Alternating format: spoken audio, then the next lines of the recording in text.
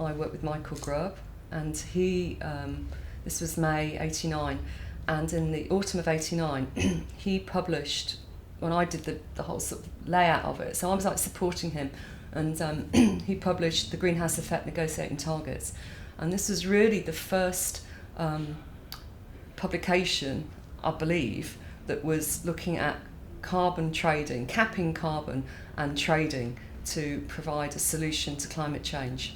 Frank got Michael and 4 other people, Adam Rose, Tom Teitenberg, Scott Barrett and Richard Sandor, to write a chapter each on how emissions trading might work, and has, the history of it. Tom Teitenberg wrote on the history of it in the States, for SOx and NOx, etc. And they produced a book, these chapters, and when they handed them out, no one could understand it, or it was too long, so they needed it summarised. And so Michael asked me if I would write that handbook, as they called it. The first job I was given in '94 was to write the response for the association, to draft it for the members. We had about 100 members.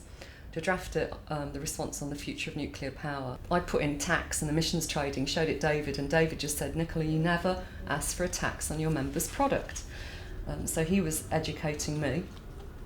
But then what happened was that we needed to educate the members on what emissions trading was, because it was such a new concept, If the electricity sector hadn't been liberalised early in the 1990s and actually been, particularly on the wholesale side, introduced competition between companies, I don't think we'd have ever persuaded the power companies that foregoing voluntary agreements, which were very much sort of what we were talking about in those days, and you have to remember in Germany they had a formal voluntary agreement. Now, whether that's not an oxymoron or not, I don't know. Voluntary and agreement don't go together. But they had a voluntary agreement where they would deliver, I think it was a 25% reduction in emissions by 2020.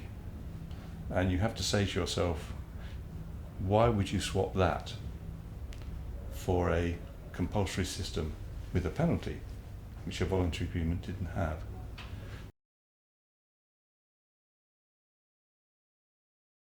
So we were organising this group from the AIEP, and Steve Adrain from National Power was the chair. And I think those guys were really, they need a lot of credibility, because they were head of environment from National Power, Powergen, Scottish Power and TXU. And, very early stage, they were talking about caps on emissions on their company's products.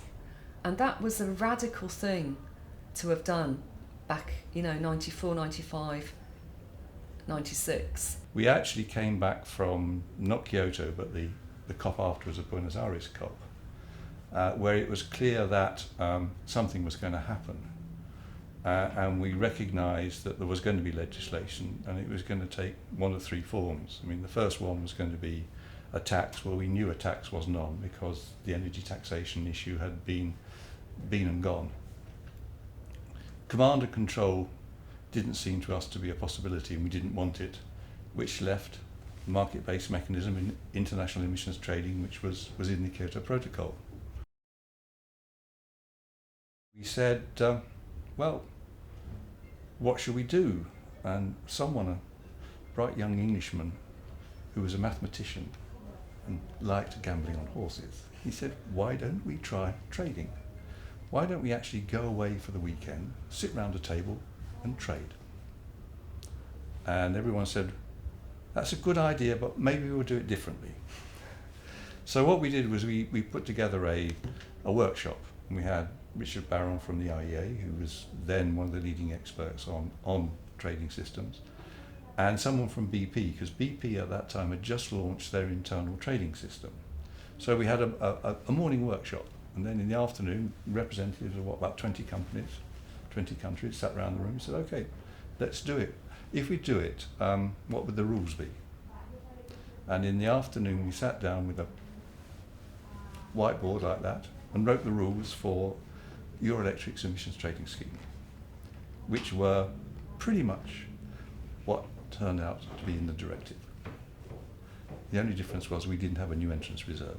Well, the next day we got a message back from the IEA saying that they were willing to act as the game facilitator, and from Paris Bourse, who said, well, on their new electronic exchange they had a spare slot, and if we wanted to do electronic trading we could use it. So basically we got 19 companies to trade, and we traded the period from now I'm having to remember, from about 2000 to 2012. We had commitment periods and everything, and reduction targets and rules about investment and everything. And basically, over the period of about a month, we simulated those 12 years. Basically, on a Wednesday afternoon, they all sat in their offices and traded on the electronic, and they traded electricity and they traded carbon. And at the end, what was it? 18 of the 19 companies actually comply. And one of the big things we learned was that if the thing has an end, it collapses. So no one invested in the last year. All they wanted to do was get out, which is interesting when you look at the subsequent history of the ETS. So we went out and sold it and told everybody about it, and we got a lot of the what we now call the energy intensive industry people saying, yeah, well, this is all very well, it's the electricity sector, you're just finding a way of putting your prices up. To which we said, well, no, one of the things we did find was that if it's an electricity only system, you will run out of abatement options fairly soon, so you need a broader scheme. So we decided to run the simulation again and invite other sectors in, and we invited traders. A certain company called NatSource provided us a trader, and we had the steel industry, we had the oil and gas industry, cement, pretty well everyone, paper and pulp, pretty well the sectors that finished up in the ETS.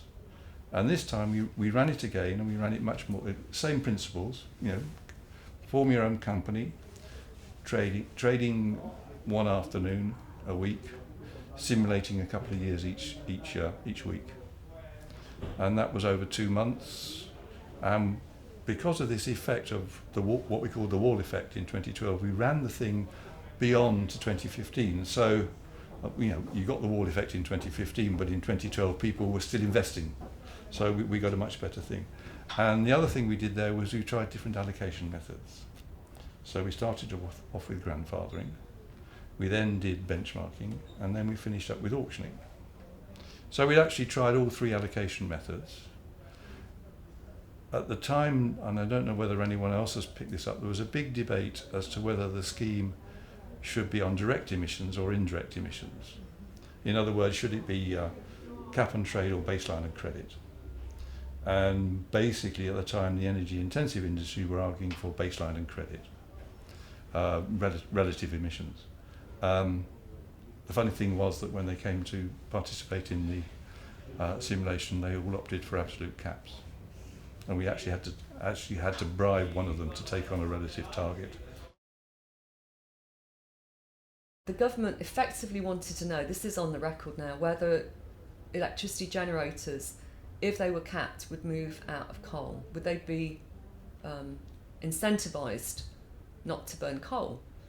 And so we all looked around the table, and the answer was yes. And that's why the electricity generators were not in the UK emissions trading scheme, and why it was downstream. They didn't want that to happen at that time. At the time, the UK system had just come in, and the UK system was everyone but the power sector. But there was also relative and absolute there, and there had to be some sort of conduit between the two, and again we tried to simulate that. So we'd actually covered pretty well everything that was out there. We didn't know the answers, and people were very open about that we were just exploring and trying to work out how could we do this. Based on that, we were able, as an industry, to put forward sort of fairly positive approaches.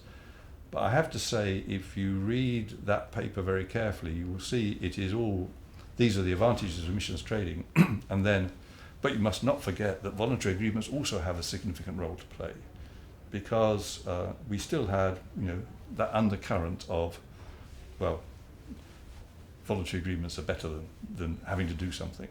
So we were able to do that, but fundamentally, the whole message was, emissions trading work. Here is what we think ought to be in it. Because it was quite a scary thing we were talking about. But I think they all realised, these people, the NGOs didn't believe, they were quite sceptical of what was going on. They didn't seem to believe that anybody would take a cap on emissions. They came round to the idea of emissions trading, but right at the beginning, the NGOs weren't very pro emissions trading. But those guys had kids and grandkids and are the same as everybody else.